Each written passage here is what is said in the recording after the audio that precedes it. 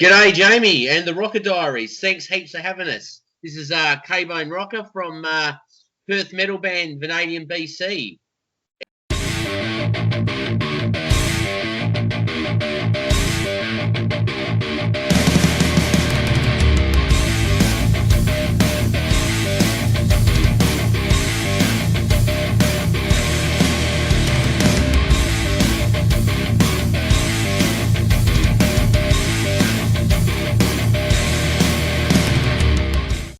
Good.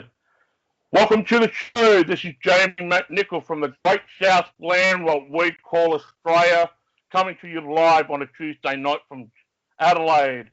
Unfortunately, my co-host Damien, who lives in South Carolina, America, cannot join us due to the time restrictions, and he's working. But before we get on, I want to say thanks to J Double Promotion. Once again, we are co-conjunction with him, and thank you, J Double, for lining this up and me reaching out to another awesome band from Western Australia, where my mother lives. And K-bone, welcome to the show from Vanadium BC, which used to be called Vanadium. Yes, we put the BC on when we reformed. How you going, Jamie? Good, man. And you guys got a story to tell, man. You had a break for over 20 years, and you just had a bit of a resurgence, and you're back on the live metal scene, doing new music and getting a gig now and again, but we're going to talk about it very soon, but it's awesome to have you on, man. Thanks for having us, man. Really appreciate it. Yeah, man. Well, not many people understand this, but I used to live in Perth for 8 years, between 92 to 2000. And while I was growing up as a teenager, the music scene in Perth was flourishing. You had a mighty metal band called Allegiance. You had festivals like Bindoon Rock. You had all these other venues that were just flourishing on the weekend. You saw bands galore, where down at Fremantle, up at in the city, or over at Northbridge, over at Leaderville, you saw a band every week, and I managed to saw this band, not live, but in a newspaper, because there was a little point of time back when you guys started. It was supposed to be a 21st birthday party, but it ended up turning to be on the news. Police was there to threaten you guys to pull the plug because of the rave party. This was at a dance hall, mind you, in Perth, back in the 90s. It was on the paper, it was on the news, it went everywhere. Can you just tell the fans that may not know about that story just a little bit briefly, because that's how I got to know you guys when it was in the newspaper. Cool, man. So what happened, it was actually the White Gum Valley Scout Hall, where they used to have little, like, probably, I don't know, like square dances or something like that, you know. And we had a manager at the time, and they said, we'll do this party gig, you know, and we'll say she booked it anyway and said it was for a 21st birthday party. Yeah, so what happened was, so we're from Fremantle around that time, and some of us had young brothers in school and stuff like that, and, you know, in high school.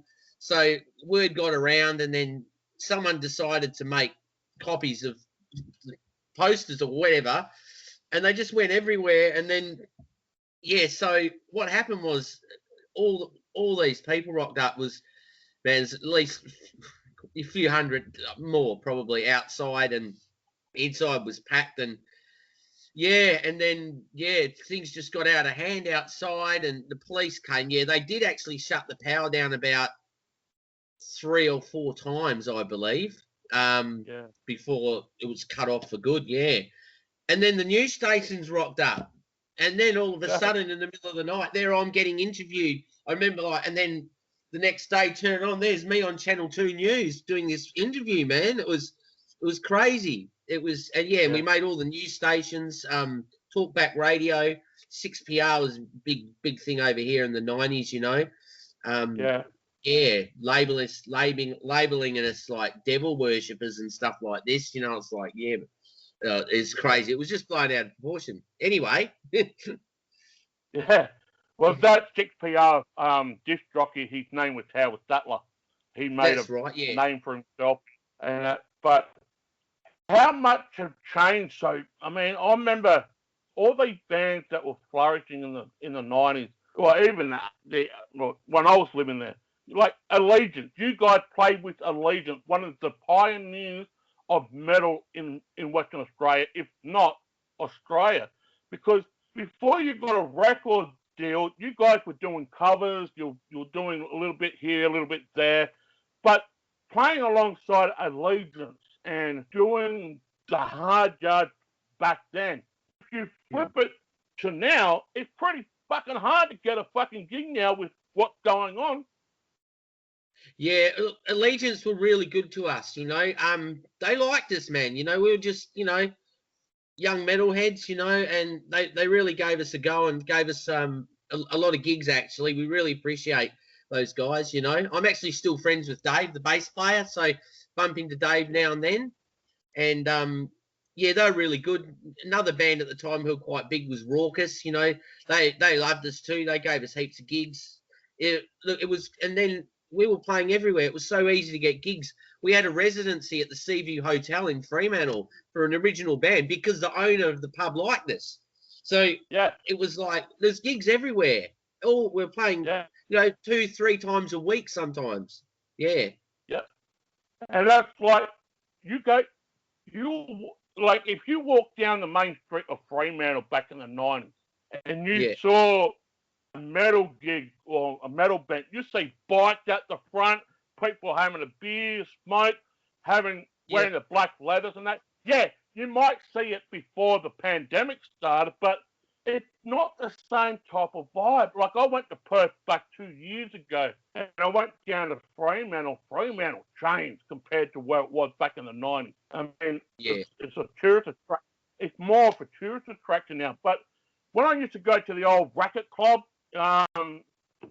Grosvenor, like you guys played at the Grosvenor, you guys played everywhere. Like I went to some gigs when I didn't make it to 18, but I was going down into Fremantle when I was 16. I was getting into clubs, gigs, and whatnot. But up at Midland and Bayswater Hotel, they had freaking gigs going. Ashford Hotel. They had gigs every fucking week up there. And it's just surprisingly enough, with the way things are right now, it's just a little bit hard for bands to get some type of a leg up compared to what you guys went through about 30 years ago, because it's even harder now with the way things are, because it's just phenomenal. But having another festival like Bindun Rock, and that was awesome until the police got involved and the government got involved. But there were the type of things that we used to let our hair down.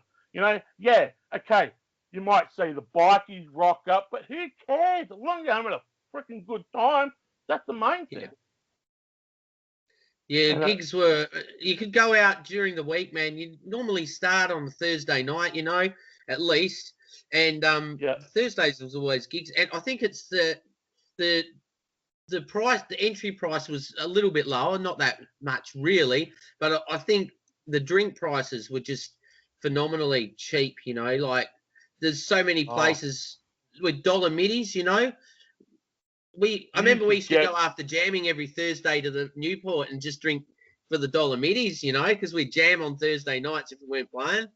Yeah, it's everywhere. And then, $2 was your average price for a drink, I remember back up, this would have been at least 95 up at Midland. Used to be able to get a jug for $5. A jug of beer for $5, and now you're paying over 10, maybe $12 for a jug. But yeah, you're right. Wednesday, well, sometimes you have a Wednesday night gig, but Thursday, Friday, Saturday, or Friday, Saturday, Sunday, it depends where you are. I think another problem is too that when you have the kids that pick up on the band and metal and that, they can't see live music because it's a licensed venue. That's the only problem that I have And when they do eventually get to a age where they can go out, 9 times out of 10, the band that they like is no longer playing live. But that leads me into the next question. You took 20 years off between then and now. What was the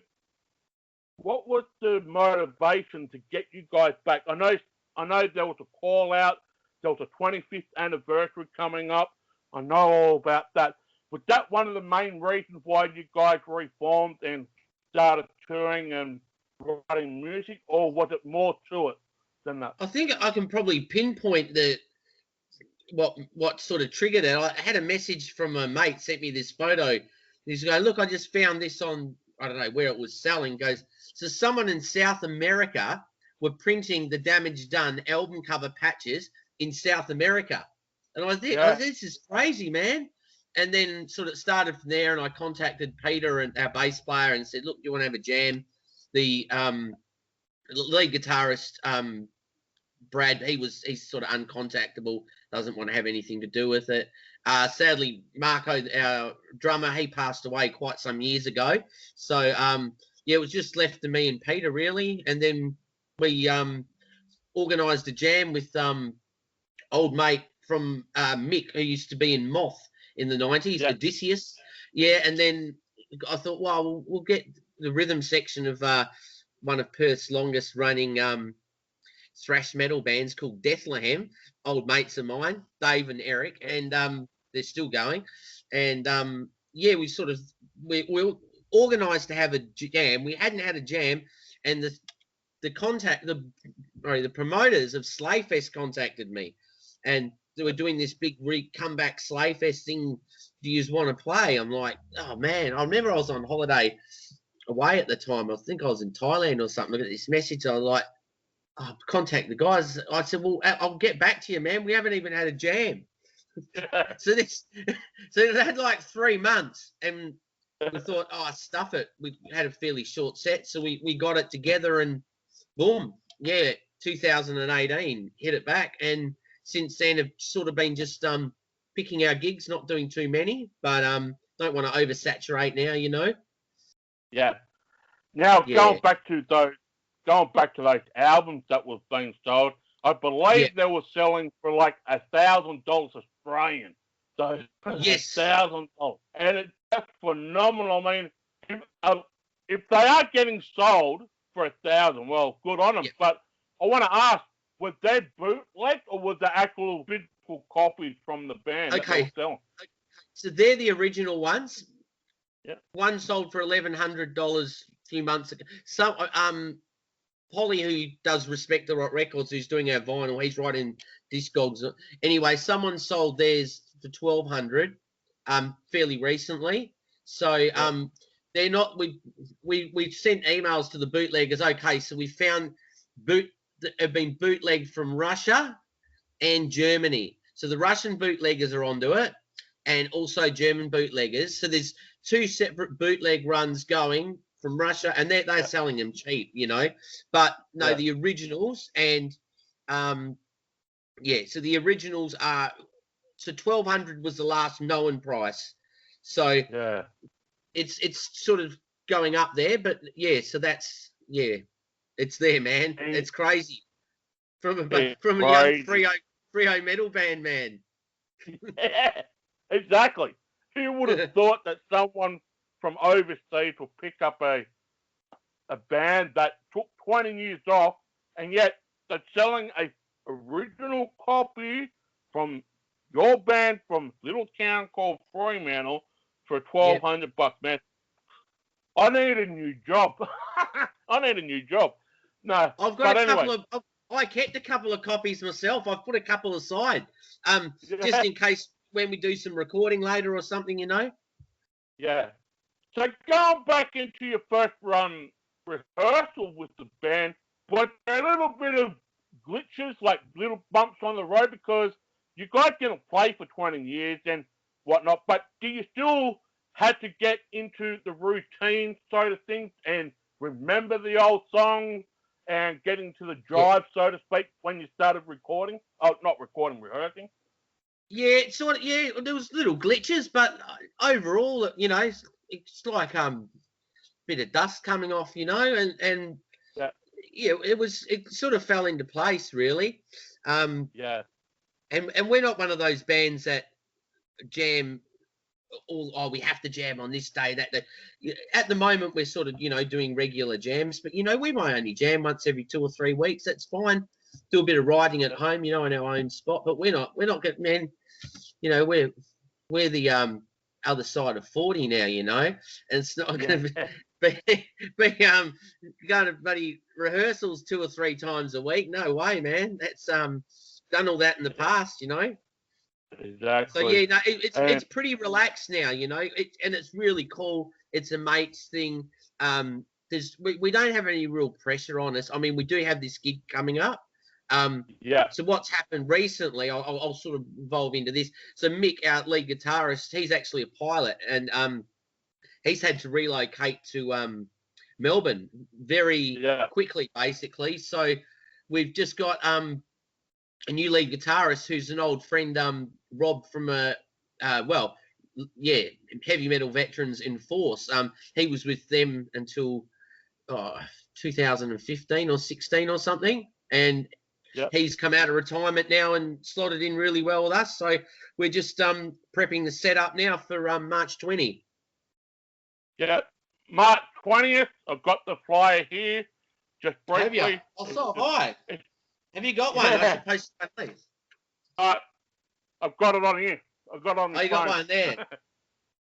I love that poster, actually. I love to have a poster flyer like that. I'll get you a poster, mate. I will post you one. Don't worry. Wait. And the doors were open from 7 p.m. I don't know how many people are allowed to get in due to the restrictions, but it's the 25th anniversary of the vinyl release launch. It's the 25th anniversary. Heaps of giveaways, heaps of tattoos, vouchers. There'll be metal tunes and DJs there. It's at the Lucy Love Shack. And please, just get down there. Now, we want to talk about this just while we can now. Because you guys postponed a gig twice due to last year. It's hard for the music industry. Now, I've had other interviews and they've got their opinion and whatnot, and I understand that. But what I tell the listeners out there, I'm not going down the rabbit hole of conspiracy theory or that's what this show is not about. Many people do know what my standpoint is on this pandemic, and I only will say this. I only have one thing to say. It's hard for me since the pandemic started, not just for me, but for everybody else who has family in Perth, being shut out of Perth to attend that beautiful state due to the regulations and the restrictions. It is frustrating. However, when I see people complaining about last year, there was a gig in Perth that had mosh going on, but yet the other states were pulling gigs down left, right, and centre because they didn't feel comfortable putting chairs on the dance floor 1.5 metres apart. They thought it wasn't feasible. There have been so many gigs here in Adelaide, in Sydney, Brisbane. We won't talk about Melbourne because Melbourne was shut down for 4 to 5 months. They couldn't do anything.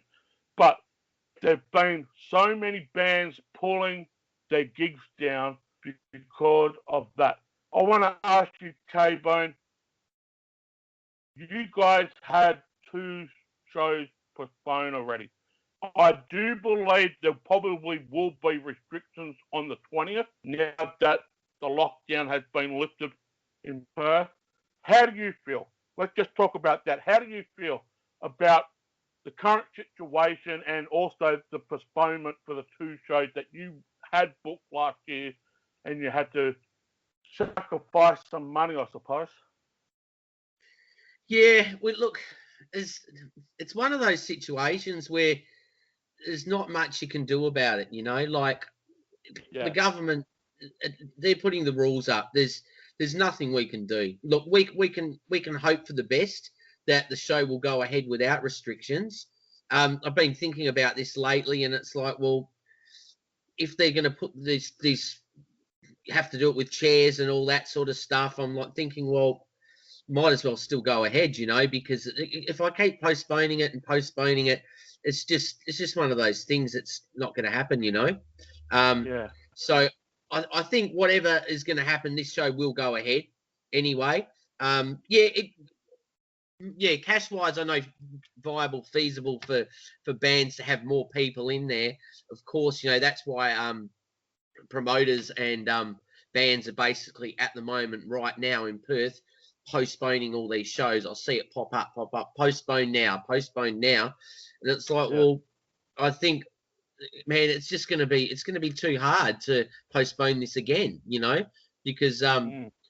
the show's gonna go ahead unless the venue shuts or they shut down all the gigs. You know what I mean? And shut them all Yeah. down. I'm still going to go ahead with this. Yeah, we're getting it done. That's it. And So not only that, not only that, there is a gig. I spoke to Stu McGill from Silent Night. They've got a gig coming up on the 20th of February, yep, and I did say to him, how did he feel about it? He said, we just got to listen to the professionals. And I said, yes, you do. It just put a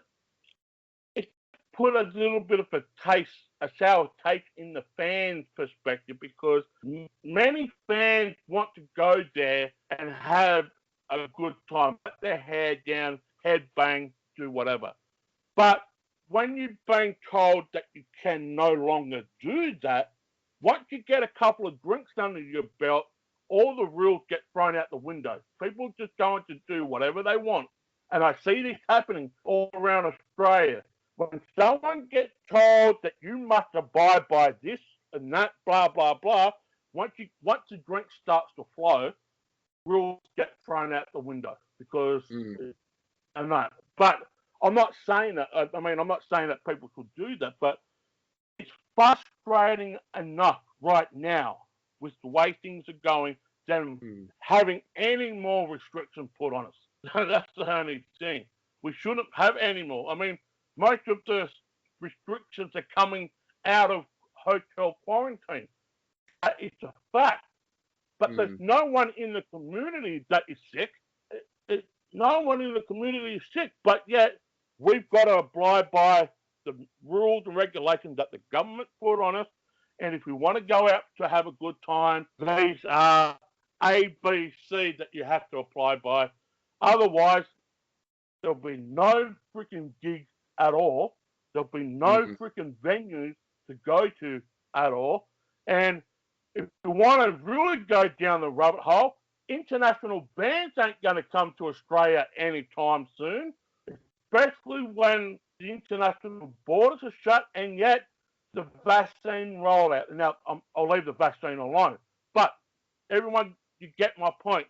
It's frustrating enough the way things are, rather than having any more freaking restrictions put on us because people just want to go out and disobey the rules, so to speak. Yeah. We played last year with the second Slave Fest. We played in September. And that was sort of just after the come out of lockdown sort of thing. Man, and there was 3 stages. They capped it at 500 people, Yeah. 16 bands, and man, what a hell mosh we had. People were just jumping off the stage. It was full on like the 90s again. So yeah, like you say, man, there was no restrictions at all for that one. No, and that's what I'm saying. When I look from the outside looking in, you go, man, Perth hadn't had any restrictions like that for 10 months. For 10 months, while everyone else had their type of restrictions. And I'm seeing a lot of, like, at that time, bands were just pulling down gigs left, right, and centre While I look over in Perth, they're having a whale of a time, moshing, jumping off the stage or whatever. Now, I won't say that, but you get what I'm saying. Mm. You guys had 500, 600 people, and yet when they just started to get people back into the venues here in Adelaide, you're only getting about 20 to 50 people, but yet you've got chairs on the floor. It's like, ugh. I'm seeing this gig in Perth. I'm seeing photos from Perth. I'm getting messages galore from my friends in Perth. I want to go to Perth, but I can't because I'm blocked. I can't get into Perth. I'm shut out of Perth because of the premiere. But it's frustrating. It really is frustrating. But let's move ahead. Let's get back into the music. You guys when you're talking about those chairs, right? What happened last weekend because this lockdown, the gigs that were on, I had a friend who's a promoter, did this big all ages gig. Yeah, they had to revert to the chairs again. So I don't know how long that's going to last. Well, just before we move on, there was gigs around here outdoor gigs here in Adelaide for Australia Day, and they had these pods. They were 1.2 meters apart from, and that you can fit 4 people on a pod. And I'm saying, is this what outdoor live music going to turn into? Like have a 4 meter square pod with chairs in it for an outdoor venue concert. It's like, I don't know. And that's the new norm that we've got to live by. I know people saying that we've got to adjust to the new rules and that. I get that. But it doesn't make any logical sense where you can have 30,000 people at Optus Stadium or at the AFL Grand Final up in Brisbane, yet you can't dance or headbang at a music festival or metal gig or anything. It doesn't make sense. It doesn't make sense. But anyway, I don't make the rules. But anyway, just take it one day at a time. Anyway, getting back into your music, you're writing new material for a new album. How is that progressing? And is it still maintaining the original roots, what you guys developed over the years, or are you going on in a different direction musically? Nah, man, we're too old to go on a different musical direction now. We're just old thrashers, man. You know. But you had tried that once. You had tried a musical direction differently. We did, but we changed our name as well, so that was a totally different thing. Yeah, in the 90s, early 2000s. Yeah. But we didn't use the Vanadium name. So, we've written a few songs with Mick, and then he's had to move to Melbourne. So, yeah, we're going to keep a couple of the tunes we've written with Mick, and also we've actually got a couple of unreleased old Vanadium songs from recorded in '96, which we're going to revamp, and so that's going to be mint. So that definitely they're real awesome thrashers, man. And so with Rob as well, who's just joined, been chatting to Rob, and we're going to start doing a couple of new ones with Rob. Probably do at this stage, work towards an album, but might do sort of like a long EP thing to start with, and we're pretty lazy on our jamming and all that stuff. So look, I'm not going to say when it's going to come out, but our drummer's built his own studio now, and it's a really cool place to jam and stuff. So we're going to start demoing some stuff probably towards the end of the year, and see how it goes from there, really. But definitely we are going to be releasing something down the track, but I won't put a release date on it. No. How will you go ahead to release it? Will you do it through via Bandcamp or through your website? How will you release that once it gets released? I think what we'll do is Polly, who's just started Respect the Rock Records, is like a local label. I think we're going to do it small because we like to control it. I had a record company from America wanting to reproduce the damage done, and they're going to pay for it and do this, and we're going to do like 2,000 copies or something. There's all this stuff going on, and I thought about it, and they kept sort of saying, "Come on, man, we'll do it." And I decided no. I said, "No, this has got to remain what it is," you know. Yeah. So I think if I do it, I'll do like a limited release vinyl is really cool for people. We'll probably do a digital too, but you know, some of the old school crew, you know, they love that physical product, you know, to hold in their hands, you know, like a CD or a vinyl. They don't want to buy stuff off the internet, you know. I don't know, man. It's just like to have that vinyl or that CD or cassette, you know, something like that is. I think so definitely going to do something like that. And that'll be awesome, and hopefully I'll get my hands on a couple as well. I've got this to show you. This is the revamped cover. Have you seen this yet? I have seen it on the website. Is that you got the blood splatter one too? That's limited. Yeah, that's this one here. There's only 150 of these ones. So this is the I'll show you. So this is the old this has even got the original White Gum Valley Riot flyer right here. These are all old flyers from the 90s made into a collage. And that's the original CD inlay. You've got all the old blood splatter. I'd love to get my hands on that. I would love to get my hands on that. There's still some of those left. So basically what's happened is, our mate's released it on this is his first release, actually, Respect the Rock Records. So we decided to go small and, you know, control the amount that we're getting done, you know. And make it this one. We'll sort my hands on it.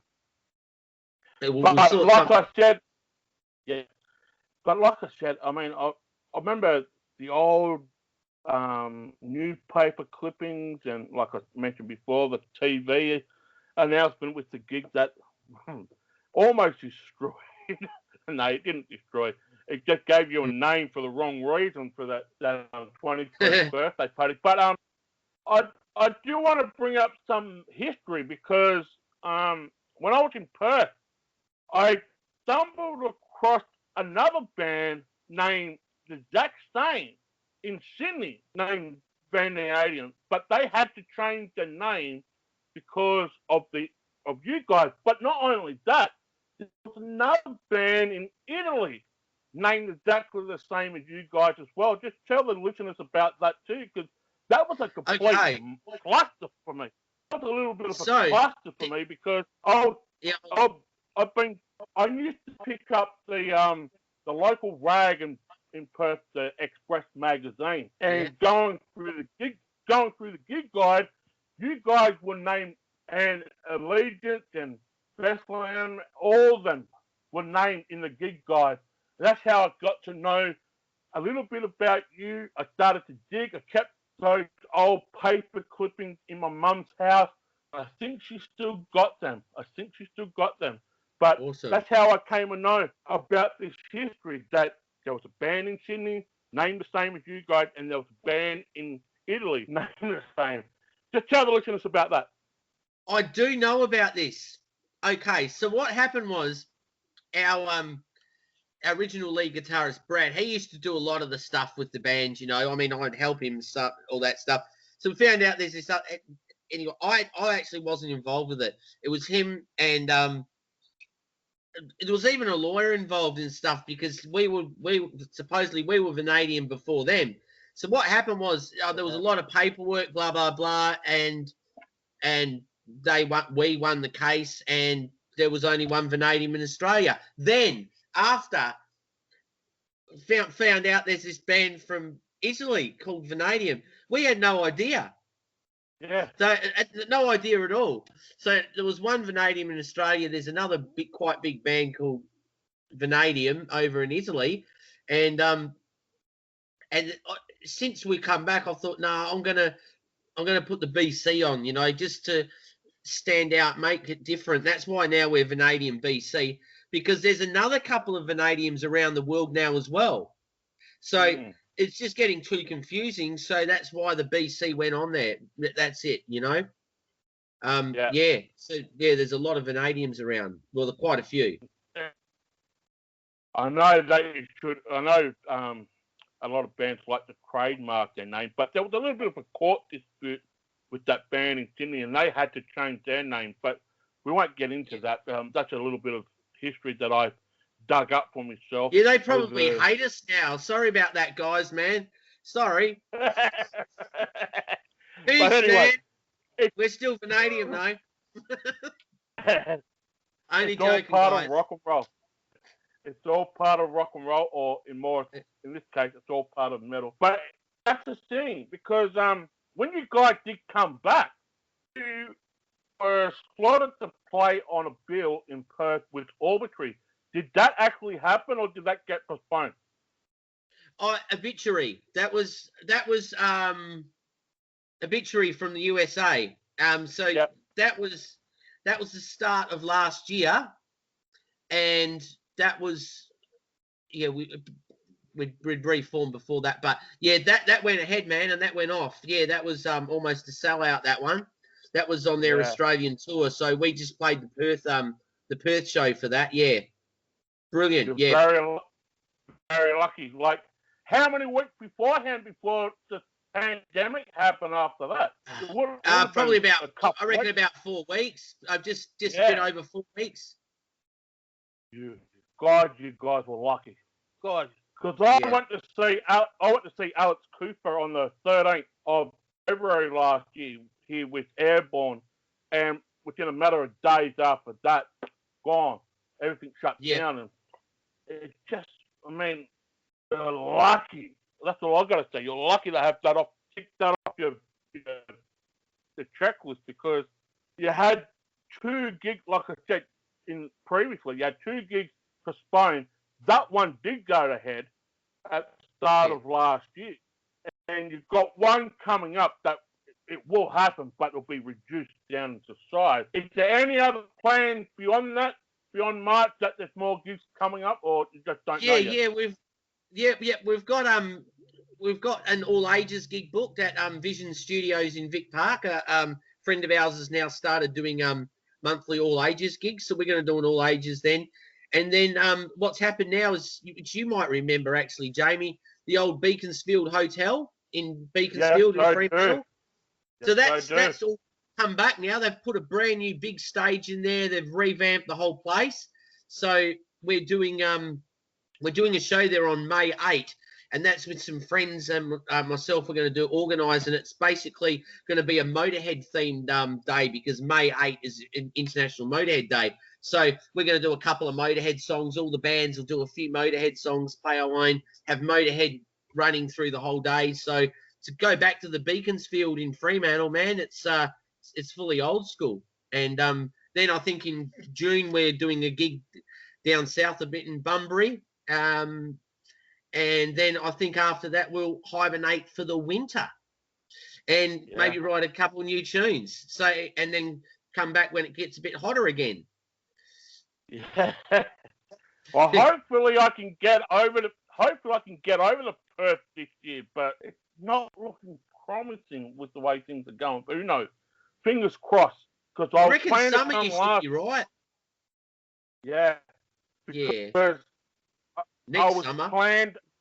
Oh, who knows, man? Who knows, man? I was planning to come there last year, but that got booted up the arse too. I mean, who knows what's going to happen? I'm not predicting the future anymore. I'm not. I'm going up to Port Lincoln in a couple of weeks. I haven't been to Port Lincoln before, so I'm doing some fishing up there. So I'm looking forward to that. Awesome.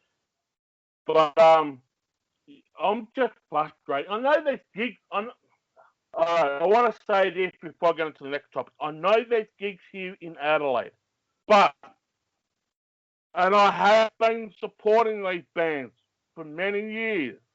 I just feel uncomfortable at this present time to go there, and you've got to sit down. That's not me.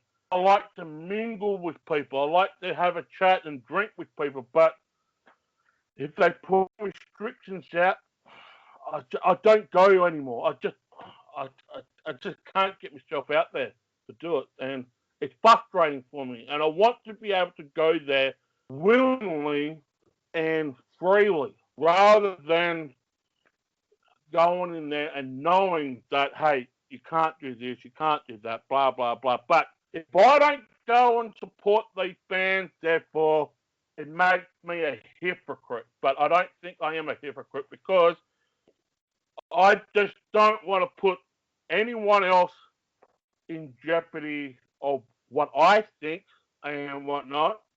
And 9 times out of 10, it better be left tight-lipped and bite my tongue and just do it, because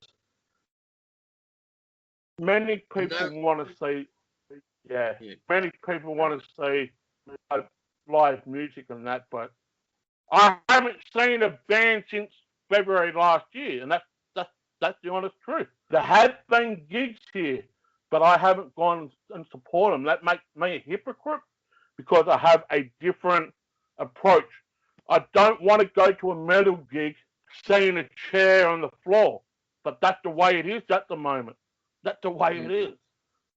And it's going to be like that for a little bit longer now, but I might decide to go to a gig very shortly, because I just got to bite my tongue. I really do have to bite my tongue and swallow my pride, I suppose. Swallow my pride and just go and support the bands that I've supported for so many years, doing this show here in Adelaide. And I just feel like maybe I am a little bit of a hypocrite by supporting them, but not supporting because they made the venue or the government put a restriction. I just want to say that.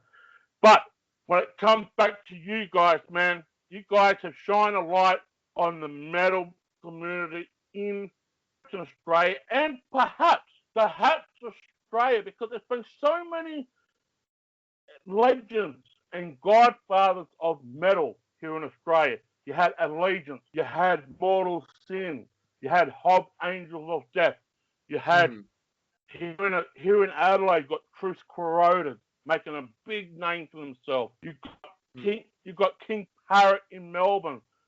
The question I want to ask you is, K-bone, what advice would you give the younger rockers out there that are just starting up, like you guys were? You guys were playing cover songs in clubs and pubs around Western Australia.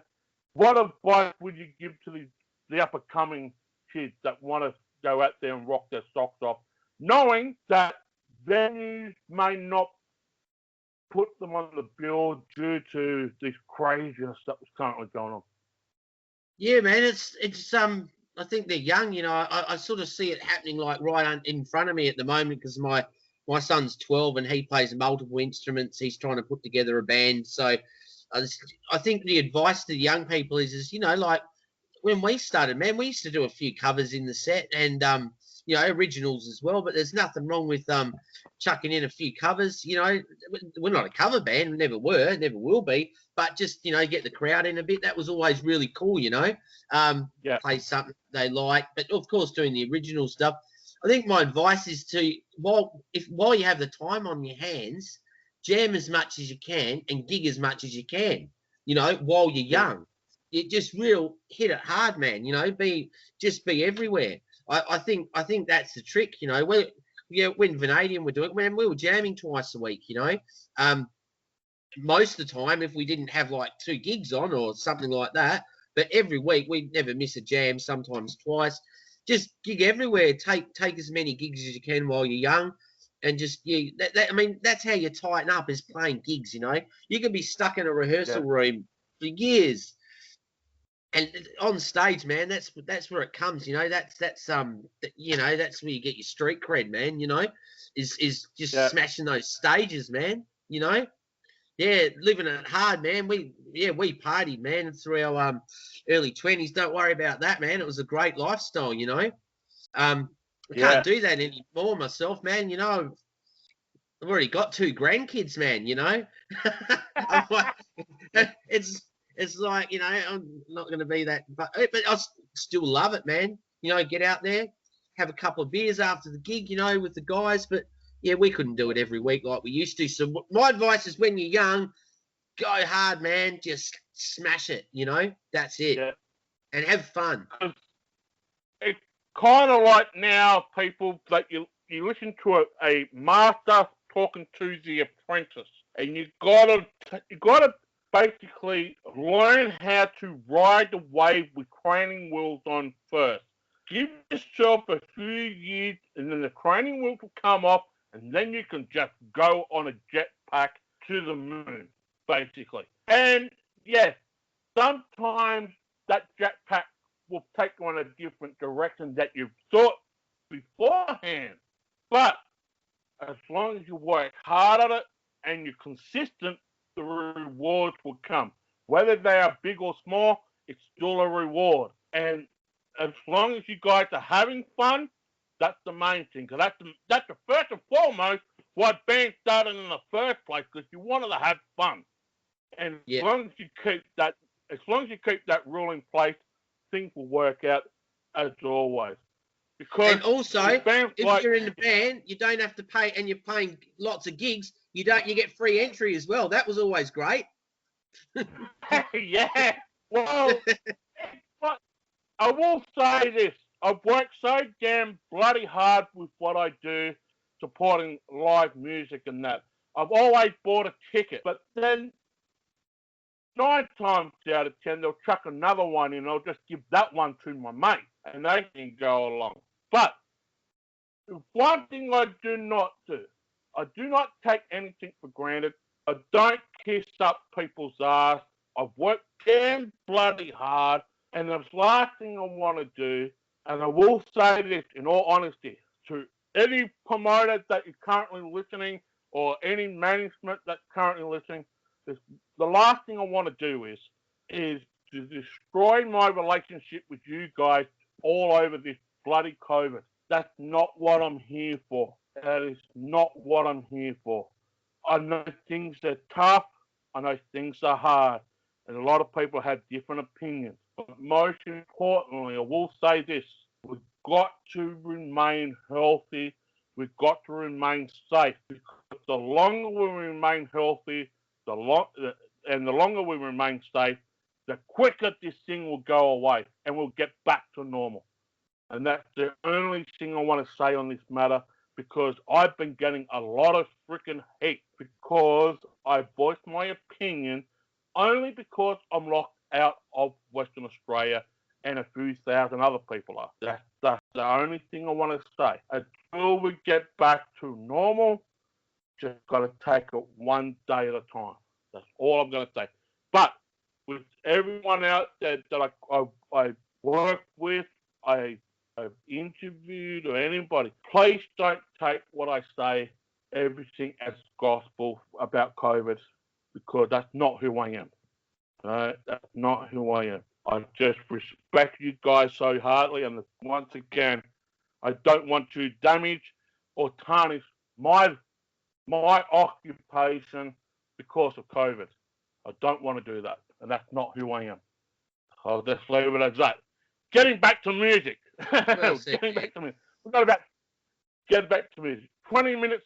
We've got 20 minutes to go, and then we'll wrap it up, and I'll keep you on, and we'll have a bit of a chat afterwards. But so many iconic venues in Western Australia, not just in Western Australia, around the country, but because it is Western Australia, because you guys are from Fremantle, there's a lot of places that you once played before are no longer there. And being a historian person like I am, I love going back to the places where bands played previously. But when I went back to Perth 2 years ago, everything changed. Like, I remember an old venue in Leederville. It used to be next to the Leederville Oval. That's no longer there now. That's turned into like a restaurant, an Indian Chinese restaurant. It used to be a live venue there. That used to be I know there's a new venue now, and correct me if I'm wrong, K-bone, there's a new live venue that's being built near MacGyver Station that has bands there. Well, I don't know now, but there used to be. Badlands. Yeah. That's where we played there in September for the Slayfest. Slayfest, yep. Near That was MacGyver there, Station. Yep. And that's also where we played with the Victory as well. From the USA, yeah. Right. Now I know there's been problems with, I think, with the Astor or the Capitol. There were some people, there was a bit of a story in the paper over in Perth that some of the staff members at the venue were doing derogatory things to the females there, especially to female bands. I know some females in bands over in Perth, and they don't like going to either the Astor or the Capitol. That's all been changed up now, and I remember walking into the Capitol. Now, the Capitol, for people that don't know, the Capitol's up at Mount Lawley in Perth. No, the Capitol is on Murray Street, on the same street as where the old Fast Eddie's used to be, or Fast Eddie's still is. Sorry, yeah, I've got it's that the old up. Pinocchios.